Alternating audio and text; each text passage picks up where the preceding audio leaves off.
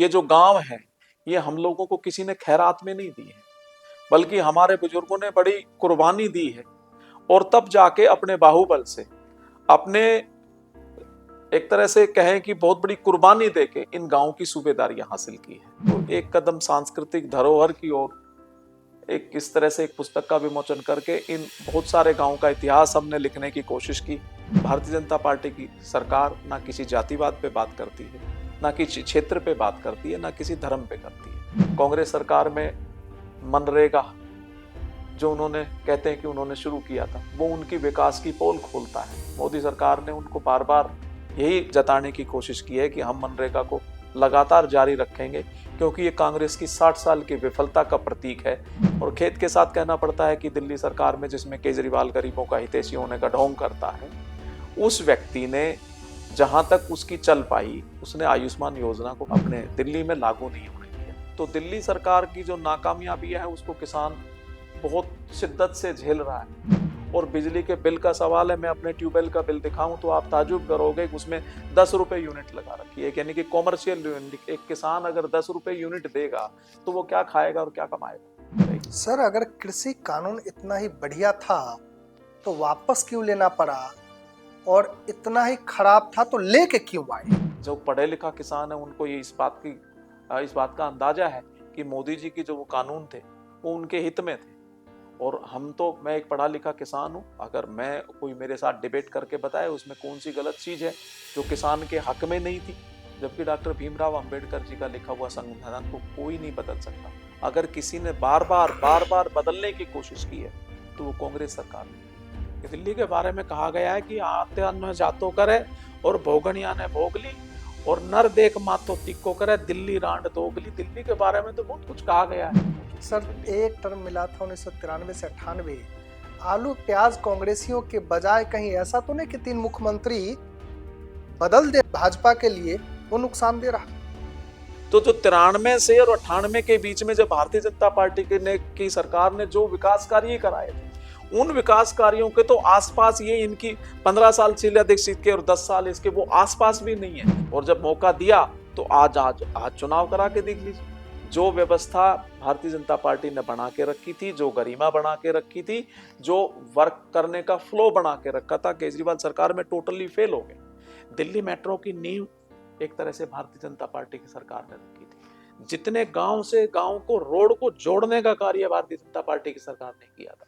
जितने भी गांव हैं 360 के 360 गांव में कम्युनिटी सेंटर बनाने का काम भारतीय जनता पार्टी ने किया था। नमस्कार, मैं गणेश यादव आप सभी को समय अनुसार एक एक व्यक्तियों से, जिनका व्यक्तित्व किसी परिचय के मोहताज नहीं होता है, उनसे समय अनुसार रूबरू करवाता रहता हूं। आज मैं हूं मटियाला विधानसभा के शिक्षाविद, प्रमुख समाज सेवी अनिल इंजीनियर जी के, जिनके व्यक्तित्व की कोई शान ही नहीं है, और मैं उनके बारे में, उनके गतिविधियों को लेकर के, उनके कार्यशैली को लेकर के आप सबके सामने उनका पक्ष रखूंगा। सर, स्वागत है आपका लोकतंत्र के बुनियाद में।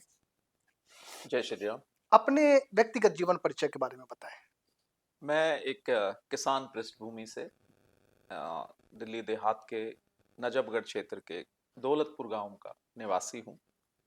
मेरे पिताजी किसान होने के साथ साथ में शिक्षाविद थे, अध्यापक थे। मेरी माता श्री भी अध्यापक थी, और मेरे ताऊ श्री, यानी कि मेरे परिवार में सबसे ज्यादा मेरे क्षेत्र के लोगों में अध्यापक परिवार से मैं हूँ। और अध्यापक परिवार के होने के साथ साथ किसान भी हम लोग हैं, क्योंकि हमारे क्षेत्र में किसान आज भी हम हैं। और हम प्राचीन काल से ही इस क्षेत्र में, जो ग्रामीण क्षेत्र की जो पृष्ठभूमि है वो किसान की, पशुपालन की रही है, तो मेरी भी ऑब्वियसली वही है। इसके साथ साथ अब आप शिक्षाविद कह रहे हैं तो मेरे मदर फादर शिक्षाविद है, मैं तो बेसिकली इंजीनियर हूँ।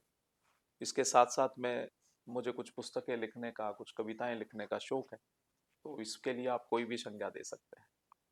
वर्तमान में पाठकों की जिस प्रकार से कमी हुई, लेकिन आपकी प्रतिभा किसी से छुपी नहीं हुई है।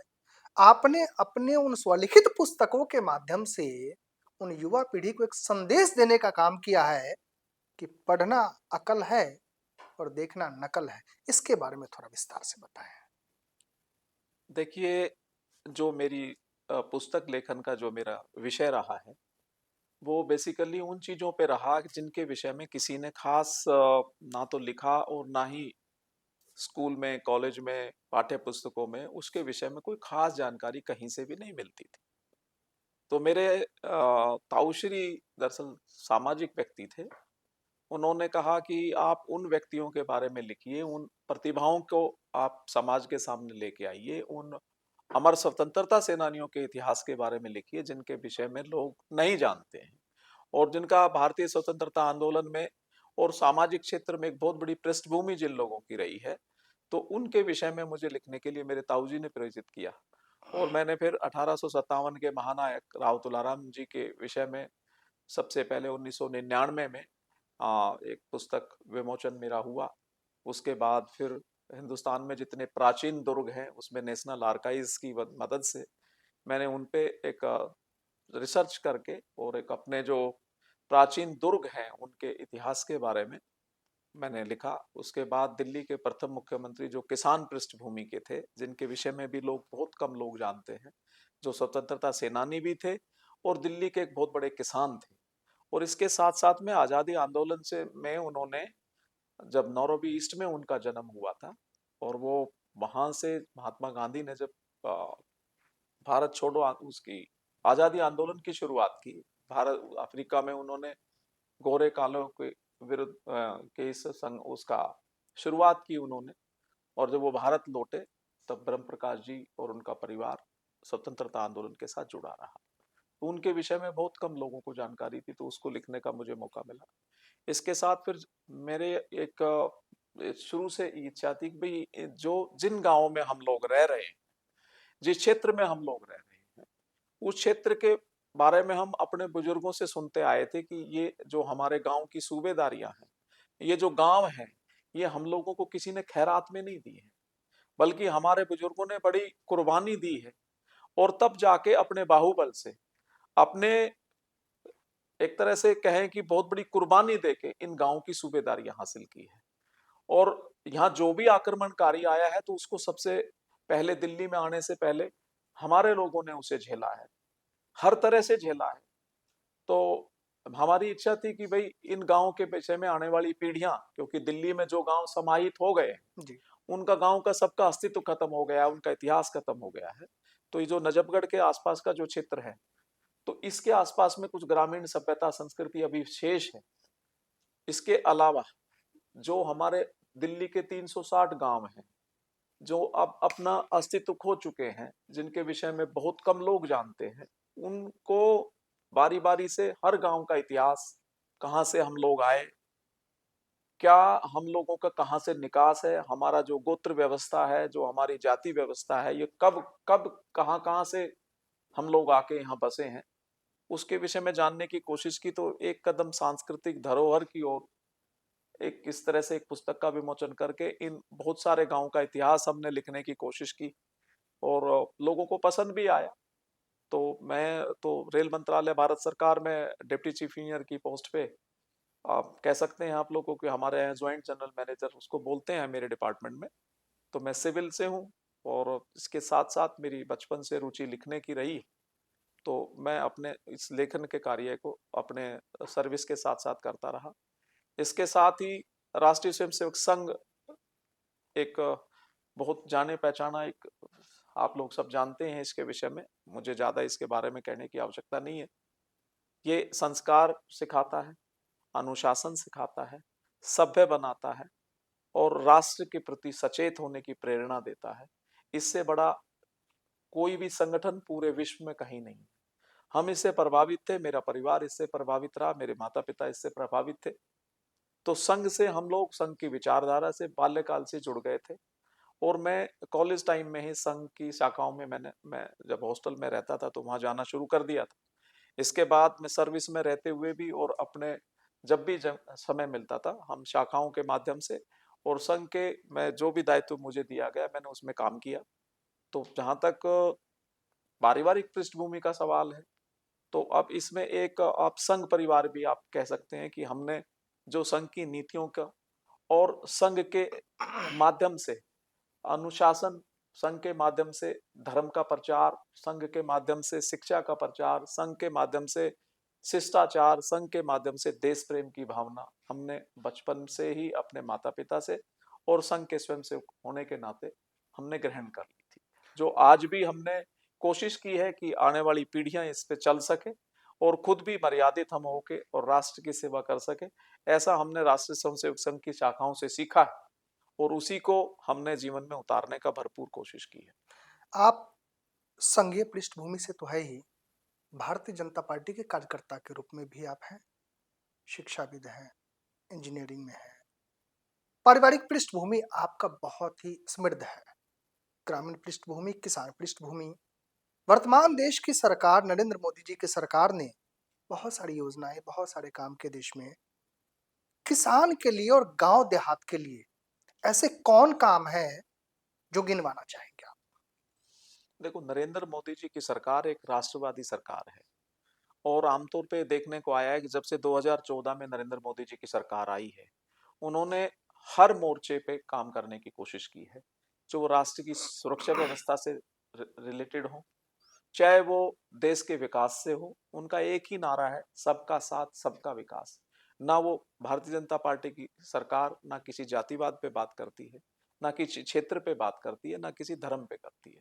हमारी जो प्राचीन सभ्यता संस्कृति है उसको एस्टेब्लिश करने के लिए और देश को पुनः विश्व गुरु बनाने की तरफ जो भी संभव कार्य हो सकते हैं वो भारतीय जनता पार्टी कर रही है। मोदी सरकार उन सभी मुद्दों को लेकर चल रही है जिनसे हमारे देश का गौरव बढ़े, हमारे देश में खुशहाली आए, हमारे देश में संपन्नता आए, विकास कार्य हो और इसके साथ साथ लोगों का जीवन स्तर भी संभले, किसान का, मजदूर का और छोटे जो काश्तकार हैं उन सभी का। तो इसमें सबका साथ सबका विकास का जब कंसेप्ट हम लेके चल रहे हैं तो इसमें किसान भी है, इसमें छोटे दर्जे के जो उद्योगपति हैं वो भी हैं और इसके साथ साथ में जो आम लोग हैं उनकी सभी सुविधाएं को लेकर, शिक्षा से रिलेटेड, चिकित्सा से रिलेटेड और जो भी कोई समस्याएं हैं उनको सबको लेके मोदी सरकार बहुत जागरूक होकर कार्य कर रही है। बहुत सारे ऐसे ऐतिहासिक कार्य उन्होंने करने की कोशिश की है कि हम आमतौर पे देखते हैं कि जम्मू कश्मीर में चाहे जैसे भी रहा हो, चाहे किसकी भी गलतियां रही हो, लेकिन एक तरह से देश में जब जम्मू कश्मीर का जिक्र आता है तो हर भारतीय के हिस्से के मन में एक दर्द रहता है कि किस तरह से कश्मीर की समस्या हुई 1989 के दशक में, 90 के दशक में।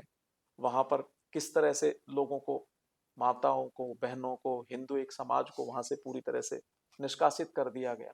तो कहीं एक वो टीस हर भारतीय में है और नरेंद्र मोदी जी की सरकार ने वो ऐतिहासिक कार्य कर किया है जिसको आने वाली पीढ़ियां याद रखेंगी और याद रखनी भी चाहिए, क्योंकि जब राष्ट्र मजबूत होगा तो हर व्यक्ति मजबूत होगा, जब राष्ट्र का गौरव बढ़ेगा तो हर व्यक्ति का गौरव बढ़ेगा और हम अपने उसी पुनः उसी स्थान को, अपने विश्व गुरु के उस मार्ग पर चलने के लिए हम आज अग्रसर हैं। वही मोदी सरकार ने हमें सिखाया है। रही बात किसान की, आपने पूछा, तो मैं खुद किसान हूँ। मोदी सरकार ने किसानों के फसलों के भाव बढ़ाने की तरफ में, पहले सरसों का आप भाव देख सकते हैं और आज की डेट में देख सकते हैं गेहूं का और अन्य फसलों का भरपूर जो फायदा किसान को हो सकता है एक अच्छी मार्केटिंग के माध्यम से, वो मोदी सरकार बखूबी कर रही है। जिस जिस राज्य में मोदी सरकारें हैं, यानी कि भारतीय जनता पार्टी की सरकारें हैं, वहां पे किसान खुशहाल हैं। आप उत्तर प्रदेश को ही लीजिए, वहां पर गन्ना किसानों का बहुत बहुत समय तक का बकाया पैसा रह जाता था। आज मोदी योगी जी की सरकार में ऐसा कुछ नहीं है, सभी लोग खुश हैं, सभी लोग संपन्नता की तरफ बढ़ रहे हैं। तो मैं कह सकता हूं कि मोदी सरकार ने हर मोर्चे को छूने की कोशिश की है, चाहे वो किसान का हो, चाहे वो मजदूर का हो। अब जहां तक मजदूर का सवाल है, उन्होंने अभी जब कोरोना काल से और आज तक बहुत सारे परिवारों को आज भी वो मुफ्त राशन देने का कार्य कर रहे हैं, क्योंकि जो लोग कोरोना काल में जब जिनके काम धंधे छिन गए थे तो उस दौरान वो जो एक व्यवस्था लागू की गई थी वो आज भी है। इसके अलावा कांग्रेस सरकार में मनरेगा जो उन्होंने कहते हैं कि उन्होंने शुरू किया था, वो उनकी विकास की पोल खोलता है। मोदी सरकार ने उनको बार बार यही जताने की कोशिश की है कि हम मनरेगा को लगातार जारी रखेंगे, क्योंकि ये कांग्रेस की 60 साल की विफलता का प्रतीक है कि आज स्वतंत्र भारत में आज भी हम लोग मजदूर को कोई वो फैसिलिटी नहीं दे पाए। इसलिए मोदी सरकार ने जो चिकित्सा की व्यवस्था, जो आयुष्मान योजना है, जिसमें एक बहुत बड़ा बीमा का प्रावधान उन्होंने किया है। और खेद के साथ कहना पड़ता है कि दिल्ली सरकार में, जिसमें केजरीवाल गरीबों का हितैषी होने का ढोंग करता है, उस व्यक्ति ने जहां तक उसकी चल पाई, उसने आयुष्मान योजना को अपने दिल्ली में लागू नहीं होने दिया। और जो पेंशन गरीबों के लिए, बुजुर्गों के लिए 60 साल के बाद की जो लागू की गई थी, जो भारतीय जनता पार्टी के शासन में लागू हुई थी, और शीला दीक्षित सरकार में भी वो लागू रही, लेकिन केजरीवाल सरकार ने उसमें से अब जो बुजुर्ग जिनके 60 साल उस समय थी, और आज तो इतना कम से कम इसको 10-12 साल इसकी सत्ता है, इस दौरान इसने किसी भी कोई नई पेंशन लागू नहीं की। और इसके अलावा जहां तक बिजली के बिलों का सवाल है, जहां तक सवाल कहते हैं कि मैंने फ्री का पानी दिया। मैं उस पर अभी आऊंगा। आपने कहा कि नरेंद्र मोदी जी ने किसानों का भला किया है, बिल्कुल किए होंगे, लेकिन देश में अभी कई सीमाओं पे किसान धरना दिए बैठे हैं। ये क्या है? हाँ, आपने बिल्कुल ठीक कहा कि जैसे दिल्ली में कुछ किसान बैठे हैं धरने पे, तो उनका मोदी सरकार के खिलाफ उनका कोई उनका रोष नहीं है। उनका केजरीवाल सरकार से एक उनकी डिमांड है कि भाई ये मास्टर प्लान दिल्ली का लागू। बेसिकली दिल्ली में जितने गांव थे, अब कुछ ही गांव शेष रह गए हैं जिनमें कृषि भूमि अभी शेष रह गई है। तो उसमें एक लैंड पूल पॉलिसी पहले सरकार ने निर्धारित की थी, और उसमें अभी केजरीवाल सरकार उसमें कोई ना कोई रोड़े अटकाती है। तो इसलिए ये किसान अभी अपनी इस डिमांड पे बैठे हुए हैं कि भाई वो मास्टर प्लान जो है वो बहुत जल्द लागू हो, ताकि उनकी जो जमीन है उसका भी सही से यूटिलाइजेशन हो सके। क्योंकि अब दिल्ली के किसान में जोत घट गई है, यानी कि खेती की जमीन बहुत कम रह गई है। और जो कम रह गई है, तो ना तो ढंग से खेती हो पाती है, ना उसका कोई कॉमर्शियल यूज हो पा रहा है। तो किसानों के जो परिवार हैं वो चाहते हैं कि भाई लैंड पूल पॉलिसी अगर जल्दी लागू हो, तो निश्चित तौर पे उनका पारिवारिक स्तर सुधरेगा, उनके यहाँ भी खुशहाली आएगी। और जो जमीन जो उनके यहाँ पे कभी सोना उगलती थी, अब ना तो यहाँ भूजल स्तर बहुत नीचे चला गया है, ना ट्यूबवेल हम लोग कर सकते हैं, उसकी परमिशन नहीं मिल पाती है। तो दिल्ली सरकार की जो नाकामयाबी है उसको किसान बहुत शिद्दत से झेल रहा है, और कोशिश में है कि भाई किसी तरह से इस सरकार से जितनी जल्दी पीछा छूटे। तो कम से कम जो सेंट्रल गवर्नमेंट की पॉलिसीज हैं, जिनको ये लागू नहीं होने देता, तो ये भी पता लग जाएगा कि विफलता स्टेट गवर्नमेंट की है कि सेंट्रल गवर्नमेंट की है। जब डबल इंजन की सरकार बनेगी, तो निश्चित तौर पे ना कोई किसी के ऊपर आरोप लगा पाएगा। अब ये कहता है कि मुझे तो मोदी सरकार काम नहीं करने देती, ये इतना झूठा व्यक्ति है कि अभी इसने पीछे स्टेटमेंट दी कि भाई मेरी सरकार 2 महीने बाद अगर आ जाती है, तो मैं जितने बिजली के बिल हैं, जितने पानी के बिल हैं, सारे माफ कर दूंगा। अरे भैया, आज तो तेरी सरकार है, आज तुझे कौन रोकने वाला है? आज उनको पानी का जो बिल आए हुए हैं, उनको आज तू क्यों नहीं माफ कर देता? लेकिन ये सब बरगलाने की बातें हैं। अगर आप किसी कॉलोनी में जाओगे रात्रि में, आज मैं हमारे झुग्गी झोपड़ी प्रवास पे मैं था, तो वहां की जिंदगी देख के तो मुझे केजरीवाल सरकार के ऊपर इतनी घिन आती है कि उसने कहते हैं कि हमारे गांव में तो इसके विषय में ये था कि ये व्यक्ति गांव का तो है ही नहीं, गांव के विषय में ना इसके पास कोई एजेंडा है, ना गांव के लोगों को इसने काम कराया। गांव की सड़कें टूटी फूटी हैं, गांव में कोई सीवर सिस्टम ढंग से लागू नहीं है, बिजली जो है वो कभी कभी दर्शन देने आती है। खेती में जब हम काम करते हैं तो दिन में कम से कम 4 से 5 घंटे की कटौती होती है। और बिजली के बिल का सवाल है, मैं अपने ट्यूबवेल का बिल दिखाऊं तो आप ताजुब करोगे कि उसमें 10 रुपए यूनिट लगा रखी है, यानी कि कॉमर्शियल यूनिट। एक किसान अगर 10 रुपए यूनिट देगा, तो वो क्या खाएगा और क्या कमाएगा? तो ये केजरीवाल सरकार की पूरी तरह से विफलता के कारण जो किसान, जो दिल्ली के किसान बैठे हैं, वो केजरीवाल के खिलाफ बैठे हैं। उनका मोदी सरकार से सिर्फ इतना कहना है कि भाई, वो कहता है कि मोदी सरकार मुझे कोई काम नहीं करने देती, तो हम उनसे कह रहे हैं कि भाई, जो मोदी सरकार के हिस्से का काम है वो हम मोदी सरकार से निपटेंगे, लेकिन जो तेरे हिस्से का काम है तू उसको कर। और दिल्ली का किसान तो बेसिकली केजरीवाल का मारा हुआ है। केजरीवाल सरकार ने बजाय झूठ बोलने के और कोई कार्य आसपास में नजर नहीं आता लोगों को बरगलाने के सिवाय, इसका दूसरा कोई काम नहीं। दिल्ली में किसान बैठे, दिल्ली सरकार के मुद्दे हैं, उनके अपने मुद्दे हैं और जायज मुद्दे हैं। लेकिन मेरा कहने का तात्पर्य है कि देश के अलग अलग हिस्सों में, जैसे शंभू बॉर्डर पे हो गया, टिकरी बॉर्डर पे हो गया, या फिर कई जगह, वो किसान केंद्र सरकार का विरोध कर रहे हैं। उस बारे में आपकी क्या राय है? आप इसको कैसे देखते हैं? मोदी सरकार किसानों के भले के लिए 3 कानून लेके आई थी और किसानों ने उसका भरपूर विरोध किया, ना तो उसको समझने की कोशिश की। अगर वो ढंग से समझते तो वो तीनों कानून अगर किसानों के हक में नहीं होते, तो आप ये बताइए कि किसान तो राजस्थान में भी है, किसान तो हरियाणा के नारनौल साइड में भी है, किसान तो मध्य प्रदेश में भी है, किसान तो तमिलनाडु में भी है, किसान तो बंगाल में भी है, किसान तो बिहार में भी है। वहां आंदोलन क्यों नहीं हो रहे? ये सिर्फ पंजाब में ही आंदोलन क्यों हो रहे हैं, या पश्चिमी उत्तर प्रदेश में ही क्यों हो रहे हैं? ये बेसिकली राजनीतिक से प्रेरित जो लोग थे, उन्होंने किसानों को, भोले भाले किसानों को बहकाने की कोशिश की। किसान को कहाँ फुर्सत है कि वो धरने पे बैठे? मैं भी किसान हूँ, हमारे परिवार में जाके आप देखिए, जो लोग पूरी तरह से खेती पे डिपेंड करते हैं, उनके पास तो समय ही नहीं है, वो किस धरने पे जाएगा? तो ये राजनीति से प्रेरित लोग हैं, इनको किसी न किसी तरह से किसी राजनीतिक व्यक्ति का संरक्षण मिला हुआ है। आपने देखा होगा पीछे पंजाब के किसानों के बीच में कुछ आतंकवादी भी पल रहे थे, जिन्होंने बहुत सारे घृणित कार्य भी किए हैं।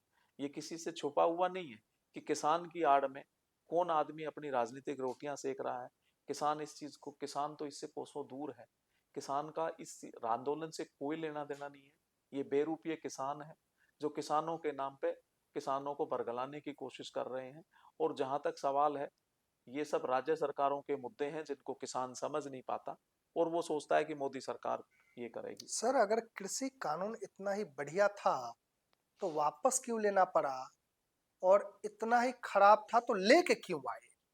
देखो, किसान आंदोलन, जब किसान, जिनके भले के लिए वो कानून लाए गए, वही उसको समझ नहीं पाया।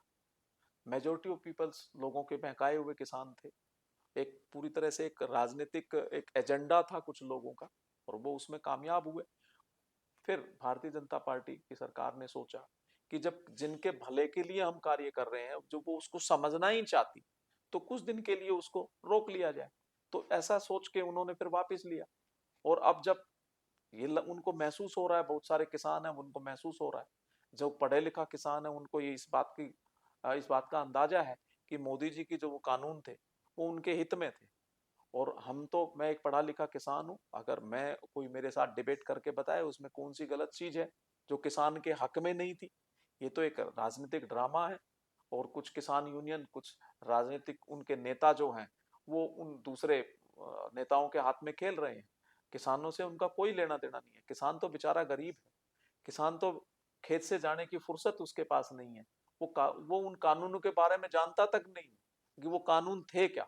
लेकिन जब उन्होंने कहा कि भाई हम तो उठेंगे यहाँ से, तब जाएंगे, क्योंकि वहां पर बीमारियां फैल रही थी, बहुत सारे किसान मर रहे थे, तो मोदी सरकार ने इससे पीछे हटने में ही अपनी भलाई समझी कि जिन लोगों के विषय में, जिनके अच्छाई के लिए वो कार्य कर रहे हैं, वही नहीं समझ पा रहे, तो इसको थोड़े दिन के लिए रोक लिया जाए। सर, 2014 के चुनाव में देश में नरेंद्र मोदी जी को जनता ने 282 सीट दिया। 2019 के चुनाव में 303 सीट, प्रचंड बहुमत। कारण क्या रहा? 2024 में 240 पे निपट गए और सहयोगियों की बैसाखी के सहारे सरकार चलानी पड़ी। देखो, भारतीय जनता पार्टी ने ऐसे ऐतिहासिक कार्य किए जिनके कारण, अगर आप जनवरी फरवरी मार्च का राजनीतिक सिनेरियो अगर देखें, जब प्रभु श्री राम जी का भव्य मंदिर अयोध्या में बन के तैयार हुआ, उस समय देश में एक ऐसा माहौल था कि जैसे प्रचंड बहुमत मोदी जी को मिलेगा। इसके बाद लोगों को बहकाया गया, कांग्रेस पार्टी के माध्यम से या अन्य विपक्षी दलों के माध्यम से, कि भाई संविधान खतरे में। जबकि डॉक्टर भीमराव अंबेडकर जी का लिखा हुआ संविधान को कोई नहीं बदल सकता। अगर किसी ने बार बार बदलने की कोशिश की है, तो वो कांग्रेस सरकार ने की है। इसमें कितने संशोधन उन्होंने किए हैं, कितनी बार उसको बदलने की कोशिश की है, कांग्रेस अपने गिरेबान में झांक के नहीं देती। और उन्होंने एक नैरेटिव फैलाया कि मोदी सरकार 400 सीटें इसलिए मांग रही है ताकि संविधान को बदला जा सके। अब वो जो लोग जिनमें राजनीतिक समझ नहीं, वो लोग इस बहकावे में आ गए कि भाई संविधान खतरे में है, सरकार तो 270 सीटों पे भी बन जाएगी, ये 300 सवा 300 सीटों से 400 सीटें क्यों कह रहे हैं कि इस बार मोदी, वो जो नारा था हमारा कि इस बार 400 पार, वो गले की फांस बन गए। और गले की फांस ये बन गई कि हम लोग आत्मविश्वास में भरे रहे। यानी आप ये और मानते कहीं ना कहीं बीजेपी ओवर कॉन्फिडेंस में आ गई नारे की वजह से, ओवर कॉन्फिडेंस में तो हम नहीं कह सकते, लेकिन लोगों को ये संविधान गले की से नहीं प्रतियां उतर पाया लेके, 400 सीटों का नारा। संविधान की प्रतियां लेके लोगों को, खास करके दलित बस्तियों में जाकर के, और एक तरह से जो नैरेटिव फैलाया गया, और एक उनको एक अनसिक्योर हो गया कि भाई 400 सीटें इसलिए मांग रहे हैं कि भाई संविधान को बदलेंगे, बाबा साहब के बनाए हुए संविधान को बदलेंगे। तो एक एक पर्टिकुलर एक छोटा सा वर्ग, थोड़ा सा वोटों में हेराफेरी हो गई, मतलब बदलाव आ गया, और इससे कुछ सीटें रह गई। अब ऐसा भी नहीं है कि भाई किसी को पूर्ण बहुमत मिला हो। कांग्रेस सरकार, आज कांग्रेस कह रही है कि भाई हमने तो बहुत बड़ी विजयश्री हासिल कर दी, वो कितने सरकार में कितने राज्यों में उसने गठबंधन किया था, और उसकी हालत आज भी वैसी की वैसी है। अब जो, और अब आप जब लोगों की समझ में आ रहा है, तो अब आपने देखा होगा कि महाराष्ट्र में सरकार बनी है, हरियाणा में बनी है, उधर छत्तीसगढ़ में बनी है, तो और अब दिल्ली जीतने की तैयारी है। सर 1998 से दिल्ली में भाजपा दोबारा चुनाव में नहीं आ पाई, वनवास झेल रही है। क्या दिल्ली भाजपा का वनवास खत्म होगा? निश्चित तौर पे होगा। देखो, भगवान राम को 14 वर्ष का वनवास मिला था, कौरवों को भी, कौरवों ने पांडवों को भी 12 साल का वनवास दिया था, और जब वो वनवास करके लौटे, जब उनको राज्य नहीं मिला, तो महाभारत हुआ। और भारतीय जनता पार्टी की सरकार दिल्ली में आज नहीं बने, नो डाउट, इसमें कोई शक नहीं, 27 साल हो चुके हैं। ऐसी कौन सी गलतियां हुई थी, हम खुद हमने इस पे मंथन किया है, और ये देखा है कि भारतीय जनता पार्टी जब भी कभी कोई चुनाव हारती है, वो एक मिथ्या आरोपों के कारण था। मुझे जहां तक सवाल है, उस समय तो हम कर स्टूडेंट्स से थोड़ा सा बस पारिवारिक गृहस्थी में आए थे, तो उस समय 93 से 98 के बीच की जो सरकार थी, बहुत सुंदर तरीके से सरकार चल रही थी। मदन लाल खुराना जी के बाद डॉक्टर वर्मा जी, फिर सुषमा स्वराज जी कुछ समय के लिए बनी थी, तो बहुत बेहतरीन सरकार चल रही थी। और उससे 4 महीने पहले चुनाव हुए थे, कहीं पर लोकसभा के चुनाव थे, उसमें 50 सीटें के आसपास में आई थी, 50 सीटों पे भारतीय जनता पार्टी जीत रही थी। लेकिन 2 महीने के अंतराल में ही आप कांग्रेसियों के बहुत बड़े बड़े इंडस्ट्रियलिस्ट ने आलू का और प्याज का, खास करके सब्जियों का, रोजमर्रा की चीजों का बहुत बड़ा स्टोर पे भंडारण किया, और दिल्ली में एक तरह से उसकी कमी दिखाकर उसकी कीमतें बढ़ गई। और मीडिया में और बहुत सारे लोगों ने फैला दिया कि भारतीय जनता पार्टी तो गरीबों के लिए प्याज छीन रही है, उसके थाली से आलू छीन रही है, उसकी थाली से गेहूं की रोटी छीन रही है, और इस तरह का ऐसा नैरेटिव फैलाया गया। और भारतीय जनता पार्टी में कुछ गुटबाजियां इस तरह से हो गई थी कि वो उससे निमटने में विफल रही। उसके बाद शीला दीक्षित की सरकार जी आई, 15 साल के कालखंड में उसने जो कार्य किए हैं, भ्रष्टाचार का अंबार लग गया, पूरे देश में कितना बड़ा आंदोलन छिड़ गया, और उस आंदोलन में शीला दीक्षित, आज कांग्रेस पार्टी पूरी तरह से खत्म हो चुकी है सर दिल्ली में। एक टर्म मिला था 1993 से 98, आलू प्याज कांग्रेसियों के बजाय कहीं ऐसा तो नहीं कि 3 मुख्यमंत्री बदल देना भाजपा के लिए वो नुकसान दे रहा? कुछ हद तक ये भी हो सकता है, क्योंकि जहां तक सवाल देहात का था, डॉक्टर साहेब सिंह वर्मा देहात के व्यक्ति थे, और देहात पूरी तरह से उनके साथ था। उनके बदलने से एक संदेश तो गया था, लेकिन ऐसा भी कुछ नहीं है कि देहात से उस समय जो सीटें आई थी, तो वो कांग्रेस पार्टी की आई थी, तो हम अंदाजा लगा सकते हैं कि कुछ देहात के लोगों में नाराजगी रही होगी।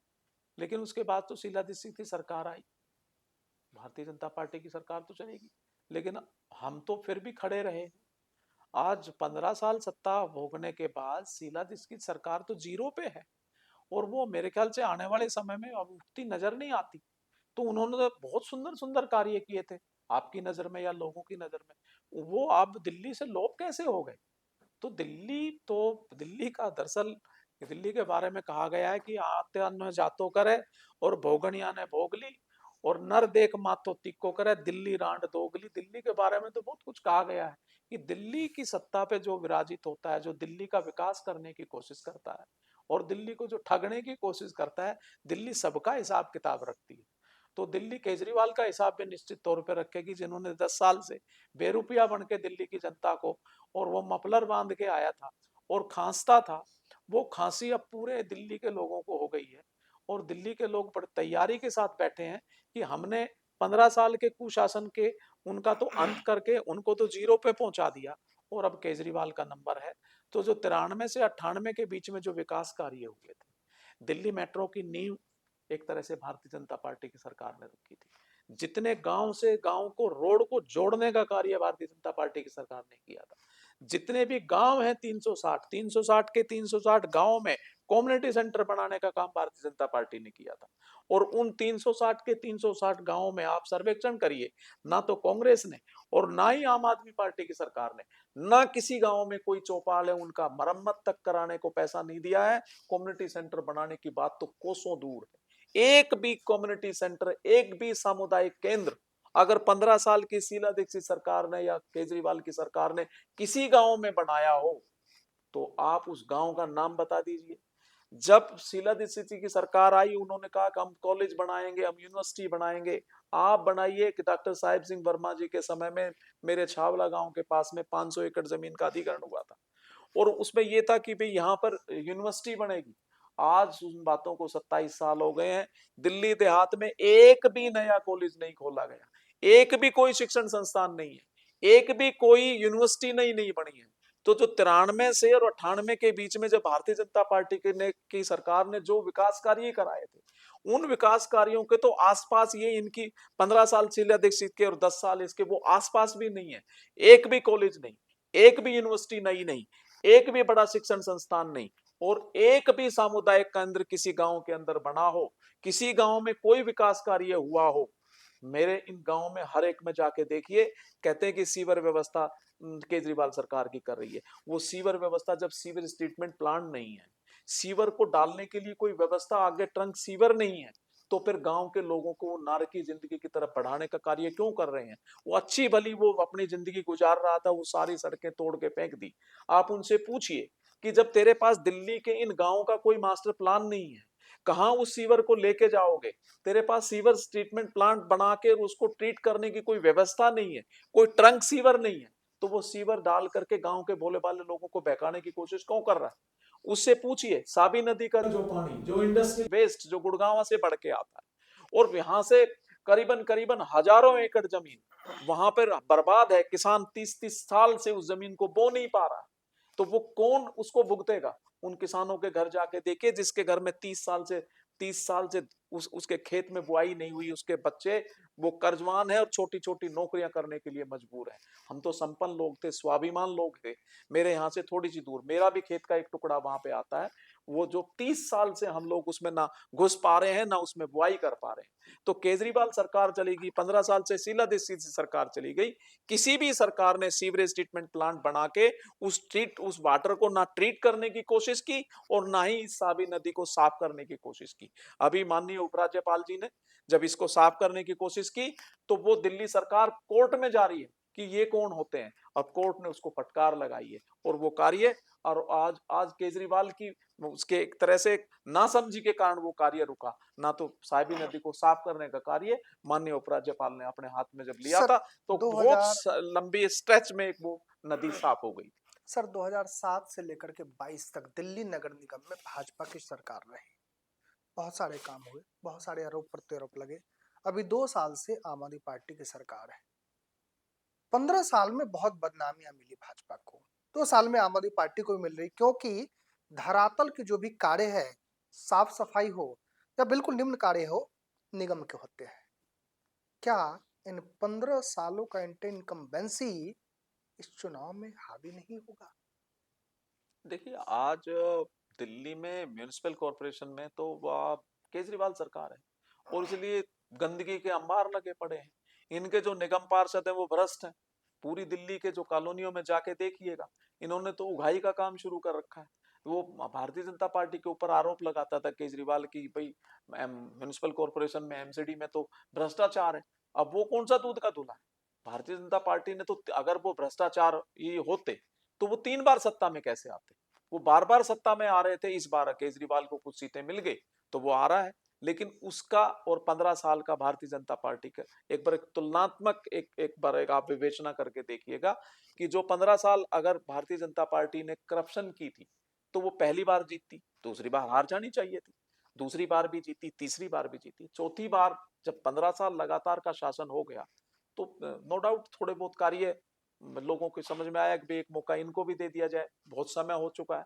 और जब मौका दिया तो आज आज आज चुनाव करा के देख लीजिए, जो व्यवस्था भारतीय जनता पार्टी ने बना के रखी थी, जो गरिमा बना के रखी थी, जो वर्क करने का फ्लो बना के रखा था, केजरीवाल सरकार में टोटली फेल हो गए। और एमसीडी का हाल ये है कि आप किसी कॉलोनी में चले जाओ, ना सफाई है, ना वहां की नालियों की बुरी हालत है, सड़कों की बुरी हालत है। गांव के अंदर इंटरनल रोड आकर आप जाके देखिए, कॉलोनियों के इंटरनल रोड जो एमसीडीसी की जुरिडिक्शन में आते हैं, उनकी हालत देखिए आप जाके। सर, दिल्ली का बहुत बड़ा विधानसभा है मटियाला, जो ग्रामीण पृष्ठभूमि से काफी हद तक जुड़ा हुआ है।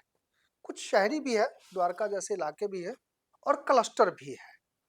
बहुत ही अलग प्रकार का भौगोलिक दृष्टिकोण है इस विधानसभा में। 2008 में इस विधानसभा का गठन हुआ, मेरे ख्याल से 2008 में कांग्रेस रही 13 तक, एक टर्म भारतीय जनता पार्टी रही, उसके बाद लगातार आम आदमी पार्टी है। जबकि वर्तमान में 6 निगम पार्षद में 5 भारतीय जनता पार्टी के हैं, और इससे पहले भी भारतीय जनता पार्टी की बहुलता रही है। एक कारण क्या है जो भाजपा मटियाला में अभी तक जीत नहीं पा रही है? देखिए, मटियाला में ग्रामीण क्षेत्र और शहरी क्षेत्र दोनों लगते हैं। और जहां तक सवाल है शहरी क्षेत्र का और ग्रामीण क्षेत्र का, तो निश्चित तौर पे यहाँ से भारतीय जनता पार्टी हर इलेक्शन में जीत के जाती है। लेकिन कुछ क्लस्टर, जे क्लस्टर इसमें आता है, और कुछ कॉलोनीज जो अनअप्रूव्ड कॉलोनी है वो इसमें आती है। तो वहां के लोगों पे अभी चश्मा चढ़ा हुआ था केजरीवाल की फ्री पॉकेट की, उनका, और अब वो बड़ी जल्दी उतर गया है। और केजरीवाल ने नो डाउट मटियाला ही नहीं, पूरी दिल्ली के लोग जो कॉलोनियों में रहते हैं, जो निम्न वर्ग आय के लोग हैं, या जो मध्यम वर्ग से थोड़ा आप ये कह सकते हैं कि भाई जो मजदूर हैं, वो लोगों को फ्री का राशन, फ्री की बिजली, फ्री का पानी, फ्री का वो उसके बहकावे में आ गए। जबकि सच्चाई ये है कि मोदी सरकार ने जो अनधन योजना जो शुरू की थी, उसके अंदर केजरीवाल ने एक पलीता लगाने का काम किया है। उसने कोई नया राशन कार्ड नहीं बनाया। अब जिसका राशन कार्ड नहीं बना है तो उनको फ्री राशन नहीं मिल पा रहा है। एक तो उन्होंने गरीबों के साथ ये धोखा देने का कार्य किया है। दूसरा, उन्होंने कहा कि भाई मैं बिजली फ्री दूंगा। अगर कोई 200 यूनिट फ्री बिजली आती है, अगर किसी की 201 भी आती है तो उसको पूरा बिजली का बिल देना पड़ता है। और वो जो मध्यम वर्गीय परिवार हैं, जिनमें जो ईमानदारी से अपना कार्य कर रहे हैं, उनको एक तरह से, जिन लोगों की बिजली कहता है कि मैंने माफ कर दी, उनका डबल बिल करके एक तरह से पब्लिक में से पब्लिक का पैसा लेने का कार्य केजरीवाल सरकार कर रही है। तो जहां तक मटियाला का सवाल आपने पूछा कि भाई यहाँ पर मटियाला में भारतीय जनता पार्टी क्यों नहीं जीत पा रही है, तो मैंने यही बताया, ग्रामीण क्षेत्र से भारतीय जनता पार्टी कभी जीत हार की नहीं जाती, और शहरी क्षेत्र से कभी नहीं हारी। जहां यानी कि कहने का मतलब जो लोग पढ़े लिखे हैं, जो समझ सकते हैं, जिनको कोई फ्री की आदत नहीं है, वहां से भारतीय जनता पार्टी जीतती है। जहां तक जे क्लस्टर का सवाल है, जहां पे निम्न वर्ग आय का सवाल है, जहां अनाधिकृत कॉलोनियों का सवाल है, वहां के लोगों पे अभी केजरीवाल का चश्मा था, जो अब उतर चुका है। और निश्चित तौर पे अगर आज चुनाव होते हैं तो भारतीय जनता पार्टी उन सभी जगह से पूर्ण बहुमत के साथ जीत के निकलेगी, जिनको लोगों को ठगने का काम केजरीवाल सरकार पिछले 10 साल से कर रही है। यानी क्योंकि आपके समय अनुसार लगा, लेकिन केजरीवाल की पोल यानी अब आपके सबके अनुसार सामने खुल गई। इस बार बीजेपी मटियाला में खाता खोल सकती है पुनः 2013 के जैसे? आपकी पृष्ठभूमि को देखते हुए, आपके शिक्षा को देखते हुए, समाज सेवा को देखते हुए, अगर पार्टी आपको मटियाला में अपना उम्मीदवार बनाती है तो आपकी प्राथमिकता क्या होगी? देखिए, भारतीय जनता पार्टी किसको चुनाव लड़ाएगी, किसको चुनाव नहीं लड़ाएगी, एक अलग विषय है, क्योंकि हम ये भारतीय जनता पार्टी में बड़े सख्त रूल रेगुलेशन है, बड़े अनुशासित पार्टी है। इसमें कोई भी कार्यकर्ता, ये अपेक्षाएं सबकी रहती हैं, लेकिन हमारा केंद्रीय नेतृत्व तय करता है कि किसको टिकट देना है, किसको नहीं देना। लेकिन फिर हम एक अनुशासित सिपाही की तरह फिर जिसको भी टिकट मिलेगी हम उसके साथ कार्य करेंगे, पहला। दूसरा ये है कि इस बार आपने कहा कि कमल खिलेगा, निश्चित तौर पे कमल खिलेगा, चाहे किसी को भी टिकट मिले, किसी भी कार्यकर्ता को मिले, इसमें कोई दो राय नहीं। क्योंकि केजरीवाल की गलत नीतियों से, केजरीवाल के झूठ से दिल्ली की जनता और साथ में मटियाला की जनता त्राहिमाम कर रही है। और किसी भी व्यक्ति को, चाहे छोटे से छोटे वर्कर को, अगर चुनाव भारतीय जनता पार्टी लड़ाती है तो वो निश्चित तौर पे जीत के जाएगा। आपने कहा कि मटियाला में इस बार कमल खिलेगा। ये तो खैर आने वाले चुनाव नतीजे ही बताएंगे कि चुनाव में क्या होगा। बहरहाल हम इसी तरह प्रत्येक व्यक्तियों से, प्रत्येक महत्वपूर्ण हस्तियों से आपको रूबरू करवाते रहेंगे। अनिल इंजीनियर जी ने मटियाला को लेकर के, दिल्ली को लेकर के और देश को लेकर के अपना पक्ष रखा। हमने इनसे किसानों के संदर्भ में भी जो महत्वपूर्ण सवाल किए, उस पर भी इन्होंने अपनी बेबाक टिप्पणी की। और जो भी सरकार का पक्ष है, क्या इनका पक्ष है या पार्टी का पक्ष, इन्होंने बड़ी बेबाकी से रखा और सभी लोगों को अवगत कराया कि हकीकत क्या है। देखते रहिए लोकतंत्र की बुनियाद, बने रहे हमारे साथ। नमस्कार। नमस्कार, जय श्री राम। हमसे जुड़े रहने के लिए हमारे YouTube चैनल को सब्सक्राइब करें और नई वीडियो की नोटिफिकेशन के लिए बेल आइकॉन को दबाएं। अगर आप ये वीडियो Facebook पर देख रहे हैं तो लाइक जरूर करें और ज्यादा से ज्यादा शेयर करें। धन्यवाद।